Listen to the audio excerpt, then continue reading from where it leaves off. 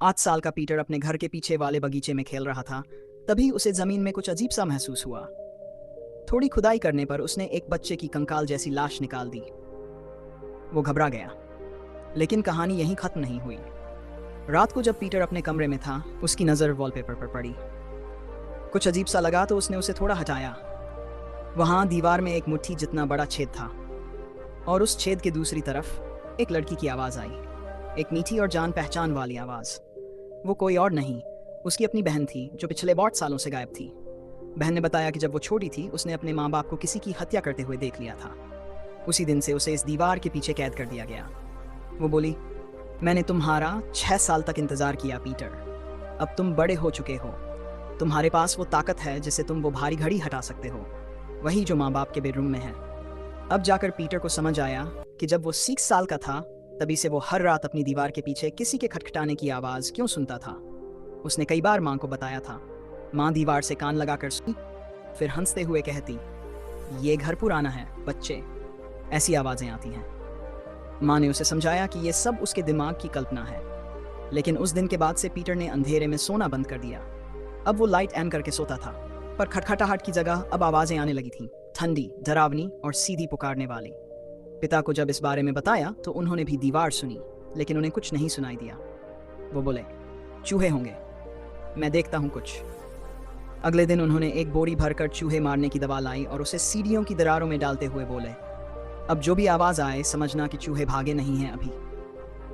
Peter कुछ समझ नहीं पाया, पर पापा की बातों में कोई और ही मतलब छुपा था।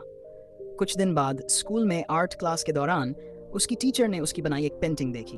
एक डार्क, डरावनी ड्राइंग जिस पर बड़े बड़े अक्षरों में लिखा था, बस मैं हूँ। टीचर को शक हुआ कि शायद पीटर घर में हिंसा का शिकार हो रहा है। वीकेंड पर वो पीटर घर पहुंची, माँ को सब कुछ बताया और वो पेंटिंग भी दिखाई। माँ ने जैसे ही वो पेंटिंग देखी, उसका चेहरा एक पल को डर से भर गया। फिर उसने फौरन दरवाज़ा बंद कर दिया और टीचर को घर के बाहर कर दिया। इसके बाद माँ ने गुस्से में आकर पीटर से पूछा, क्यों बताई तुमने किसी अजनबी को ये बातें? एक छोटी सी ड्राइंग पर इतना रिएक्शन देखकर पीटर को अब पूरा यकीन हो गया, इस घर में कोई गहरा राज छुपा है। इधर उसकी क्लास टीचर अब पीटर को लेकर और भी सतर्क हो गई। ये बात क्लास के ही एक लड़के को अच्छी नहीं लगी। स्कूल के बाद उसने पीटर को परेशान करना शुरू कर दिया, जैसे कि मासूमियत का मतलब होता है हर किसी की मार खाना। उसी रात दीवार के पीछे से फिर आवाज़ आई। उसकी बहन ने पीटर से कहा, अब तुम चुप नहीं रह सकते, नहीं तो सब तुम्हें यूं ही सताते रहेंगे। और वाकई 3 साल का बच्चा जैसा होता है, 7 साल का बच्चा वैसा ही बनता है। अब पीटर अपनी बहन की बात मान चुका था। अगले दिन उसने टीचर को सब कुछ बता दिया। उसने माफ़ी मांगने वाले उस लड़के का पीछा किया, और जब वो अकेला सीढ़ियों की तरफ गया, पीटर ने पीछे से उस पर वार कर दिया। पीटर का बदला अब उसकी आज़ादी छीन चुका था। उसने क्लासमेट को घायल किया, इतना बुरी तरह कि लड़के की हड्डियां टूट गई। स्कूल ने बिना कोई और कार्रवाई किए पीटर को समय से पहले निकाल दिया। घर पहुंचते ही पिता गुस्से में आग बबूला हो उठा। उसने किचन का फ्रिज जोर से हटाया।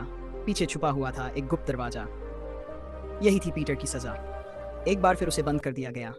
अंधेरे, सीलन भरे उस तहखाने में पीटर बिना कुछ बोले जमीन पर बैठ गया, और जिस आसानी से वो बैठा, उससे साफ था कि ये उसका पहला बार नहीं था। माँ बाप जैसे ही बाहर निकले, तहखाने में अकेले बैठे पीटर को अचानक नीचे से एक लड़की की गुनगुनाहट सुनाई दी। उसके नीचे फर्श में एक लंबी लोहे की चेन और लकड़ी की फर्श थी। उसने तुरंत लकड़ी हटाई। नीचे एक और तहखाना था, एक और बंद कमरा, और शायद एक और कैद। इधर स्कूल की टीचर जिसने पीटर की ड्राइंग देखी थी, उसने अपनी रिसर्च शुरू कर दी, और पता चला इसी छोटे से कस्बे में कुछ साल पहले एक लड़की रहस्यमयी तरीके से गायब हो गई थी। कोई सुराग नहीं, कोई सबूत नहीं, जैसे जमीन निगल गई हो। टीचर को शक हुआ, क्या पीटर के माता पिता उस केस में शामिल हो सकते हैं? जोखिम उठाते हुए वो दोबारा पीटर के घर गईं। इस बार पिता दरवाजे पर मुस्कुराते हुए मिले, जैसे कुछ हुआ ही ना हो। मगर तभी टीचर की नज़र पिता के हाथ में पकड़े हथौड़े पर पड़ी, और उसके हाथ से टपकता खून। टीचर के रोंगटे खड़े हो गए। वो कुछ बोले बिना तुरंत पलटी और बाहर की ओर दौड़ पड़ी, मन में एक ही बात, अगर अभी नहीं निकली तो शायद कभी नहीं निकल पाऊंगी। तभी अंदर से पीटर की चिल्लाने की आवाज़ आई। वो दरवाज़ा पीट रहा था। टीचर समझ गई कि कुछ तो गड़बड़ है। पिता ने सफाई दी, अरे ये तो सीढ़ियों की आवाज़ है, कुछ नहीं। मगर टीचर का शक अब यकीन में बदल चुका था। वो बिना पीछे देखे भागी, गेट को लात मारकर खोला और सीधे रोड की ओर दौड़ पड़ी। उसी रात पीटर को बाहर निकाल दिया गया। माँ ने उसे प्यार से सुलाया, माथा चूमा और फिर पति के साथ कमरे की लाइट बंद कर दी। लेकिन पीटर को कहाँ नींद आनी थी? उसे जानना था सच्चाई। दीवार के पीछे कैद उसकी बहन ने आखिर क्या देखा था? बहन ने धीरे धीरे सब बताया। कई साल पहले हैलोवीन की रात एक बच्ची ट्रीट मांगने आई थी, मगर मम्मी पापा ने उसे बेरहमी से मार दिया। फिर उसकी लाश को बगीचे में गाड़ दिया, और क्योंकि मैंने ये सब देखा, मुझे दीवार के पीछे कैद कर दिया गया। वो 8 साल से इंतजार कर रही थी। अब बस एक काम करना था।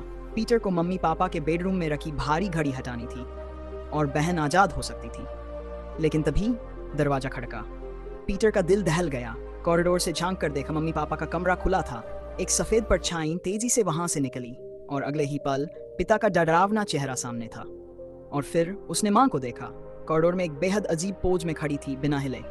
पीटर को याद आया, बहन ने कहा था, अगर घड़ी हटाने से पहले कुछ हो गया तो सारा राज तुम्हारे ऊपर आ जाएगा। अब देरी करना खतरे से खाली नहीं था। वो भागकर बगीचे में गया, उसी जगह जहां बहन ने बताया था, और खुदाई करने पर एक बच्चे की हड्डियां वाकई मिल गई। अब पीटर के पास 2 ही रास्ते थे, या तो बहन को आजाद करे या खुद उस दीवार का हिस्सा बन जाए।